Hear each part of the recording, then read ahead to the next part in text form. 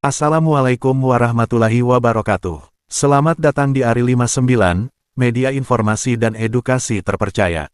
Salam sejahtera bagi Bapak Ibu semua dimanapun Anda berada.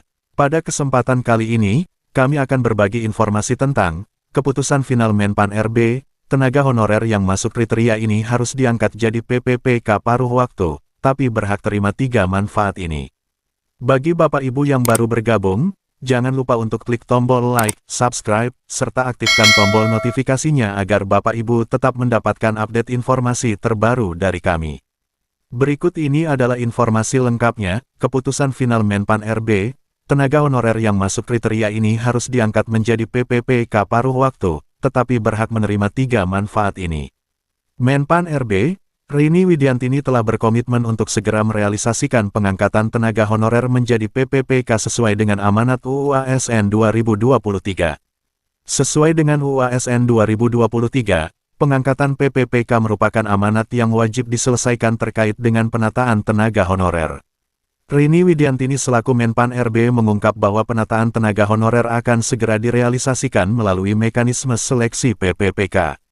Tenaga honorer akan diangkat menjadi PPPK penuh waktu apabila berperingkat terbaik pada tahap seleksi dan memenuhi lowongan kebutuhan. Sementara itu, terdapat tenaga honorer yang hanya akan diangkat menjadi PPPK paruh waktu oleh Menpan RB.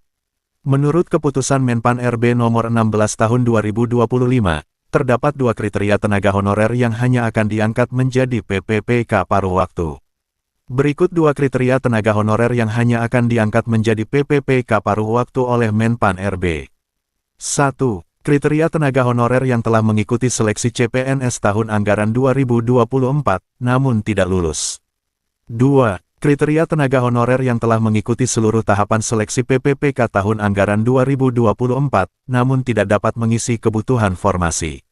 Tenaga honorer yang masuk kriteria ini hanya diangkat menjadi PPPK paruh waktu, namun berhak menerima 3 manfaat ini. Berdasarkan keputusan Menpan RB nomor 16 tahun 2025, berikut 3 manfaat yang berhak diterima tenaga honorer yang diangkat menjadi PPPK paruh waktu. 1. Status kepegawaian. Sesuai keputusan Menpan RB nomor 16 tahun 2025, status kepegawaian tenaga honorer yang diangkat menjadi PPPK paruh waktu ditetapkan sebagai pegawai pada instansi pemerintah. Tenaga honorer yang diangkat menjadi PPPK paruh waktu juga tetap akan menerima nomor induk pegawai NIP.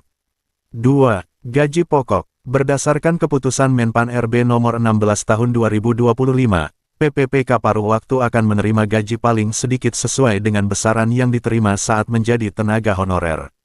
Kendati demikian, PPPK paruh waktu juga bisa menerima gaji sesuai dengan upah minimum yang berlaku di suatu wilayah menurut Menpan RB nomor 16 tahun 2025. 3. Fasilitas lainnya. Menurut keputusan Menpan RB nomor 16 tahun 2025, tenaga honorer yang diangkat menjadi PPPK paruh waktu tetap akan menerima fasilitas lain berdasarkan ketentuan peraturan perundang-undangan. Demikian informasi mengenai tenaga honorer yang masuk kriteria ini harus diangkat menjadi PPPK paruh waktu, tetapi berhak menerima 3 manfaat ini. Terima kasih telah menyempatkan menonton video ini, semoga bermanfaat untuk Bapak Ibu semua.